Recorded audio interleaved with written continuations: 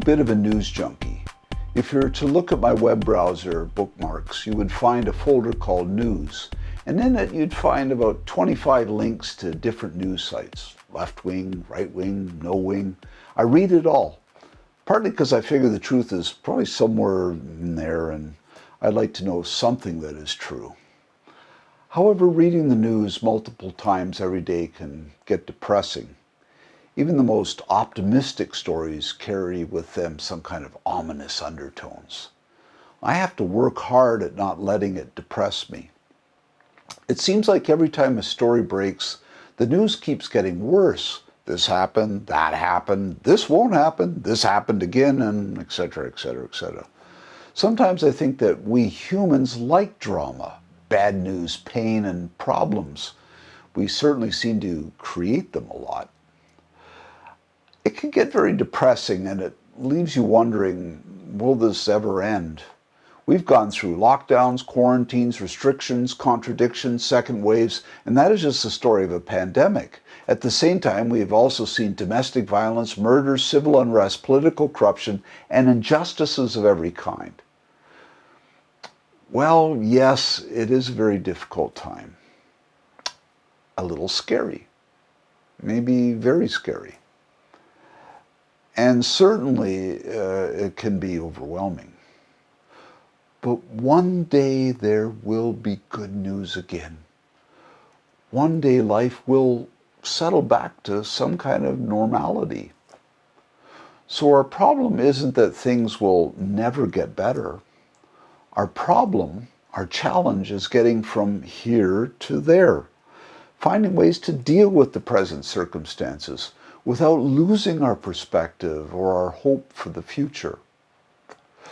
When I was a kid, the Cold War was in full swing. I remember my parents talking with friends who were seriously considering building a bomb shelter. I remember that on really stormy, wet days, the air raid siren on the local school roof would go off. I remember the map in the local newspaper of the concentric rings of destruction if a nuclear bomb went off at Toronto City Hall. And what was truly scary was that these were normal times, at least for me growing up. Yet one day the news got better and better and better. The nuclear destruction maps were filed away along with the plans for bomb shelters. The air raid siren was removed, and we worried about something else. These present circumstances will pass, and how we handle the time between now and then will determine our individual well-being. Be safe and take care, but try to not be overwhelmed. Work hard at finding the positive things. Look for the good, for the benefits, for the opportunities. They are there.